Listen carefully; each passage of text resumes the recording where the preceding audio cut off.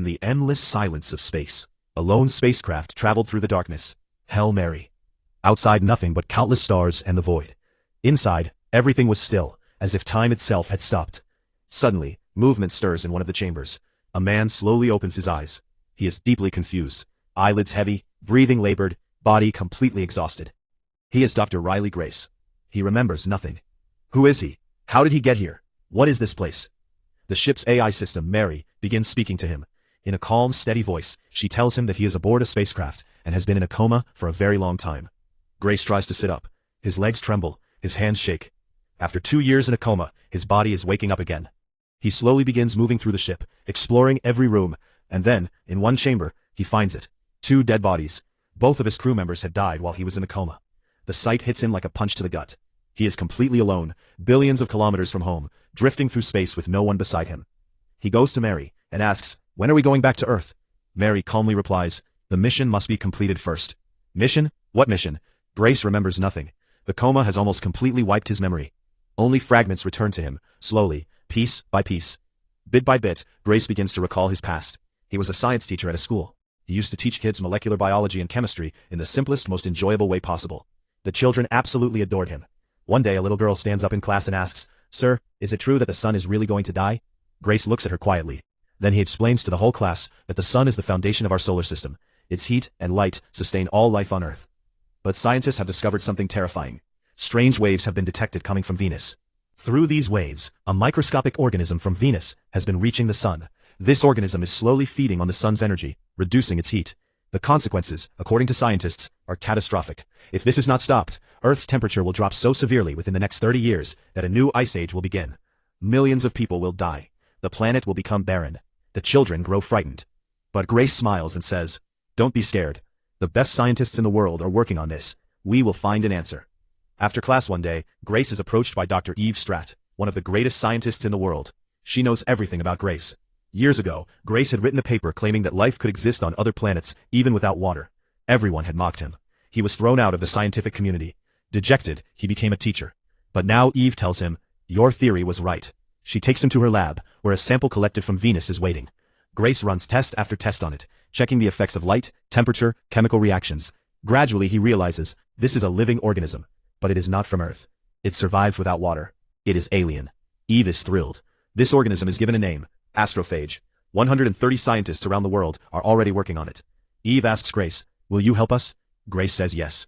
Eve takes Grace to a large facility where she lays out the full plan in front of all the assembled scientists. Astrophage is so powerful that it can be used as fuel for a spacecraft, allowing a ship to travel at extraordinary speed. It has now become clear that most stars in the universe are under threat from Astrophage. But one distant star system, Tau Ceti, remains unaffected. Something there is stopping Astrophage. The mission is simple in concept, but enormous in scope. Travel to Tau Ceti, discover what is different there, and send that answer back to Earth. This mission is given a name, Project Hel Mary. But there is one devastating truth. There is only enough fuel to travel there. Coming back is not possible. Those who go may never return. However, if they find the answer, they can send it back to Earth through a small probe. By sacrificing themselves, they can save the planet. 3 scientists have been selected for this mission. Grace refuses. He says, "I am not an astronaut. I am a teacher. Send someone else." But then the original team is killed in a massive lab explosion. There is no time left. The mission is only 2 days away. Eve tries to convince Grace, "You are the only one who can do this. Earth is counting on you. Your students, your people, everyone depends on you." Grace still refuses. He tries to run. Guards catch him. Eve makes an agonizing decision. Sedate Grace, put him into a coma, and send him on the ship. That is exactly why he remembered nothing when he woke up. After many months of traveling alone, Mary one day informs Grace, there is another ship nearby. Grace looks outside and sees something extraordinary. A crystalline, glowing spacecraft, unlike anything he has ever seen. Something is launched from it toward Hel Mary. Grace panics. Is it a bomb? But when he opens it, he finds a map inside, a location guide in which the alien has shared where it came from. It is from a planet called Erid. Grace inputs his own location, Earth, into the device and sends it back. The next day, crystal-like wires extend from the alien ship, forming a tunnel between the 2 vessels. Grace puts on his spacesuit and walks into it. Inside, he finds a creature. It looks like stone, roughly the size of a dog. It makes strange sounds. The 2 stare at each other, shocked, curious, a little afraid. Grace playfully begins to dance. The creature copies him. Both of them, in their own ways, laugh. Then Grace and Mary work together to build a translator device. After many attempts, the 2 are finally able to communicate. Grace gives the creature a name, Rocky, because it looks like a rock.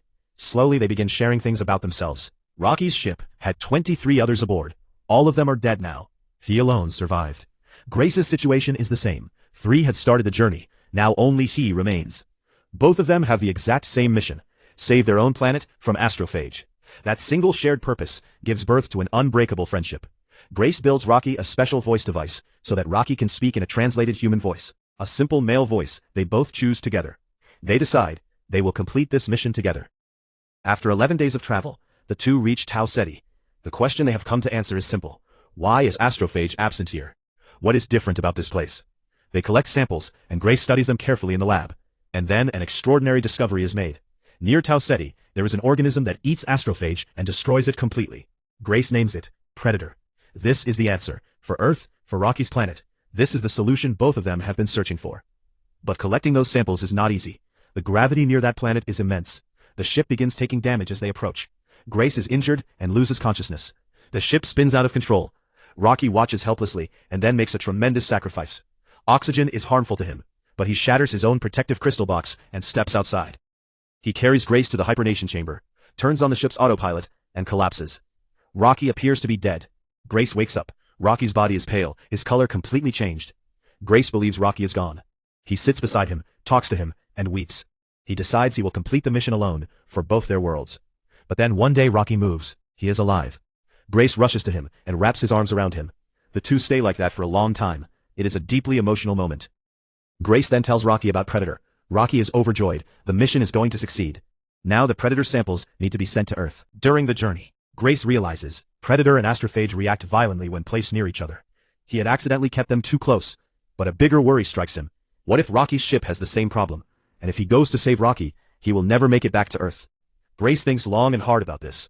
Finally, he makes his decision. He carefully packs all the Predator samples and records everything on video, then loads it all into a probe and sends it toward Earth. Then he turns his ship around, toward Arid, toward Rocky.